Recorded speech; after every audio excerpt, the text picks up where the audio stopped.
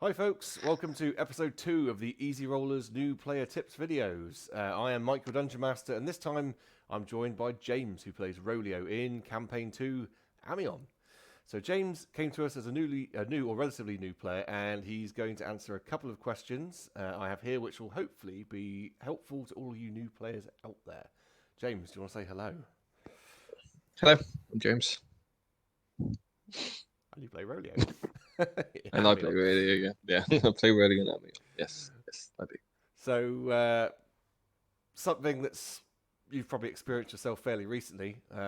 What tips or advice would you give to someone who's a new player to the game and wants to join a group, but perhaps the group has been together for a while already? How did you find it settling in and starting to role play your character, for example?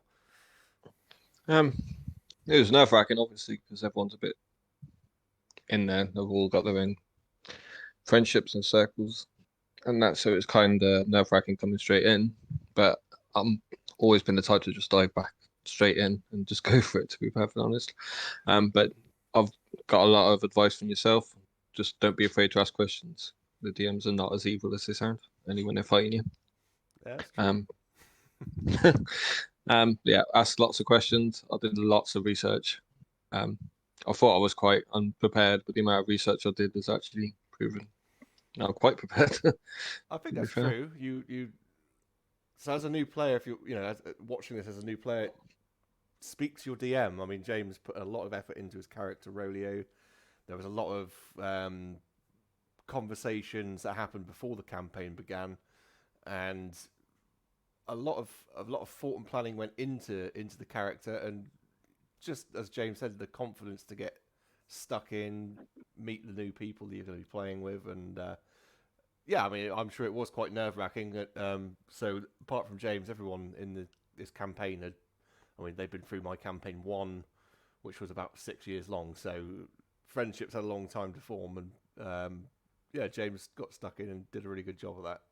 So great bit of advice there. Just as you say, just jump in both feet, and I suppose don't be afraid to role play. But Yeah, the other part of that is you'll see. Obviously, as a DM, I put a lot of funny voices on and accents, and they don't always come across as accurate as they should do. We no. saw that with Captain Braxton. Um, and my dodgy northern accent, but I tried. And as a new player, you don't have to necessarily feel that you have to put on an accent or something. Just Yeah, I don't really put on an accent. no, no, absolutely. It's just be yourself, be natural. Obviously, the DM will use different accents and voices to create that sort of atmosphere and distinguish between NPCs that you're interacting with. But as a new player, don't feel you have to. No. I was never pressured into doing accents, and I'm starting to try and give both my characters. I play two characters, Radio and a different one from another campaign. But I'm trying to give them their own. They've definitely got their own personalities, I Absolutely, yeah, believe. yeah. But not they've got the same accent. But I'm trying to like move it on. Like you don't have to go mad. Like if you're like Scouse, go with a full Brummie accent or anything like that. But you can just make them sound a little bit posher or more common or a little bit higher pitch or faster talking. But as you'd already Makes sort of sense. touched on, it comes with having that confidence, and you'll get that eventually as you play. If you're an Yeah. international viewer of this, and I know we do have some international viewers and listeners to the podcast, a Brummie and a Scouse. A Scouse is from Liverpool, and a Brummie is from Birmingham, or the Midlands, or the Yes. Black Country. They might correct me on that, but there we go. Um, Second question: what do you think? Now, this is always one for new players. New players always have this sort of conundrum, and a lot of people try and go for this. So this, I think this comes back to Critical Role, and I kind of blame them for this. A lot of new players they've come into the game having seen Critical Role, which is fine because it's a very popular show. Um, I do tend to steer people and say, well, don't just come into it with the blinkers on. I've watched Critical Role. Go and check out High Rollers. Go and check out Ox Venture, things like Yes. Dungeons and Daddies. There's loads and loads and loads of like those are just three popular uh, D&D podcasts or Twitch streams, but go and check out a whole plethora of them, because this is what. So leading to this question, what do you think is a good character choice for a new player? And the reason I said what I said was, a lot of people come into it with, I'm going to create this really dark character that's maybe a combination of a vampire and a rogue or something like that, and it's a complicated character to set up and play. So I know when I first started with the game, I was a paladin. I had a dwarven paladin, and it wasn't particularly difficult. This was 3.5, it wasn't 5e when I started. But what do you think, James? Something fighty, not too difficult to get to grips with, or were you quite comfortable choosing Rolio as a druid? Because obviously druids use spells and such. Spells. Rolio wasn't actually my first on there. It was a character called Rhythm, which was a tiefling bard. He used drums instead of like a normal lute to do his spells and stuff. Again jumped in the deep end, but that's just my personality on that. And that was really, really tricky. Going with something spell based first. I would probably do, like so paladin, maybe, which is mainly martial and a little bit of spells. Something On fighty is that to go definitely there. Yeah, easier to get to grips with, to understand the mechanics. The spell mechanics are a totally different ball game. yeah, and they're completely on DM rules on how that works with materials and stuff on Yeah. that as well. So. Well, that's another point. Material components for spells. Now, I don't use that. I didn't use that in campaign 1. I don't use it in this one. And even something like Baldur's Gate 3, for example, they don't even use spell components, and that's so rigid on D&D lore and mechanics and stuff. They don't use. I think they realise that people just don't bother with it. It's a very strict thing to follow. Yeah. I wouldn't use Baldur's Gate 3. I wouldn't go take the experience from Baldur's Gate 3 to play D&D. They're similar, but they're not. The fighting is completely different. And that, from my experience of playing both. Do you know? On I've actually found it inspiring playing Baldur's Gate 3. So obviously, I DM for Easy Rollers.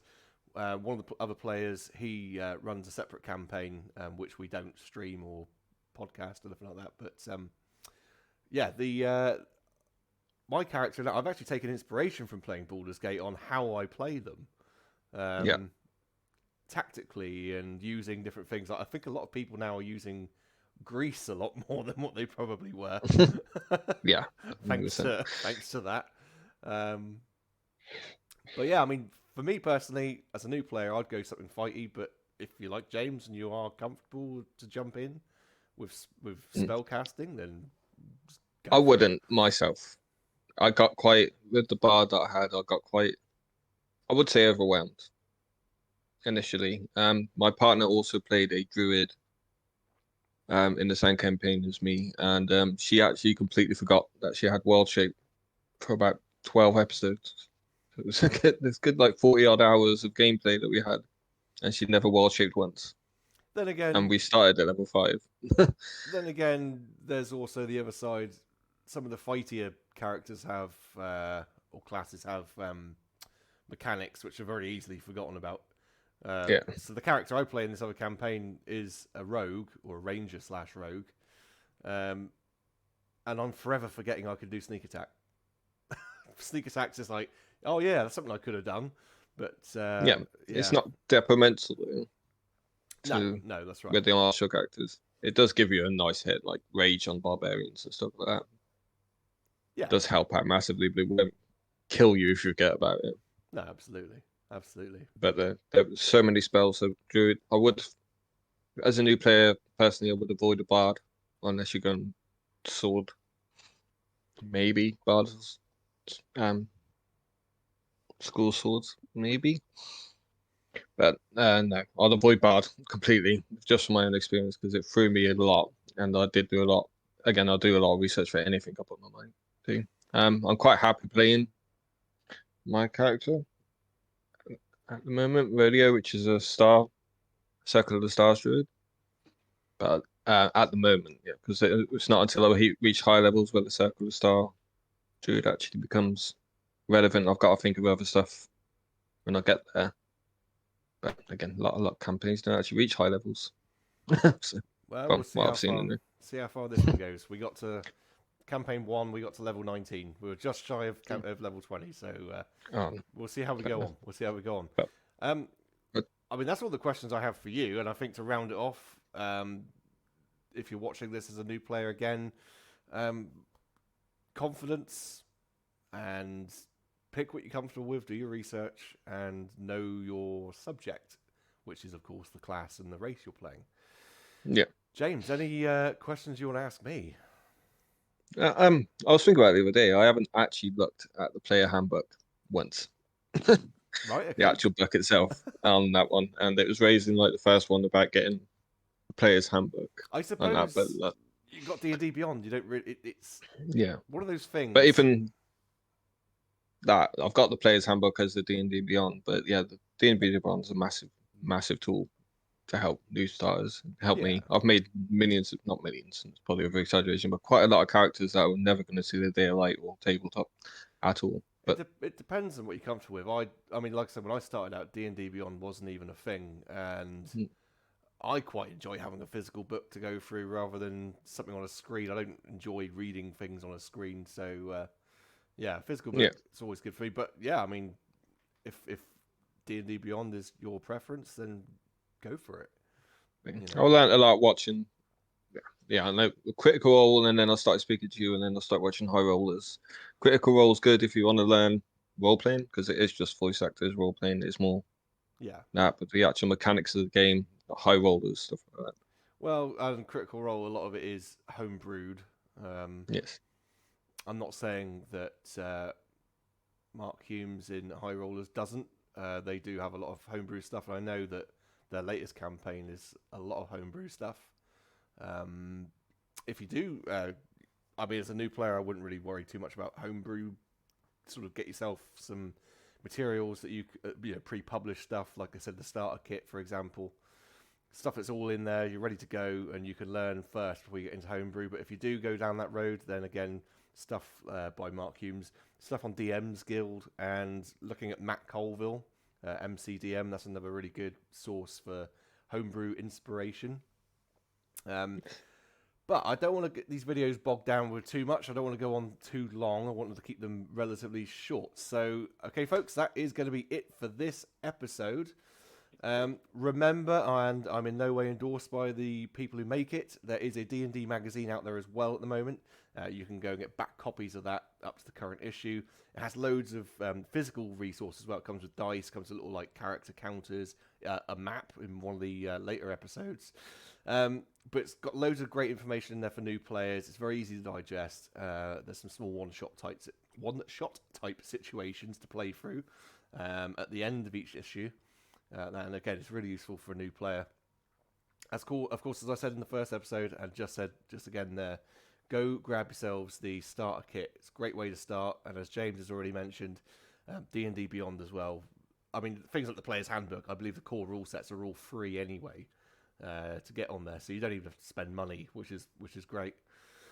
But for now, thanks for watching, and we will be back soon-ish. I'm not sure. There's not really a schedule for this with an episode 3. Perhaps it'll be James with me again. Perhaps it'll be someone else. Could be lots of people. I don't know.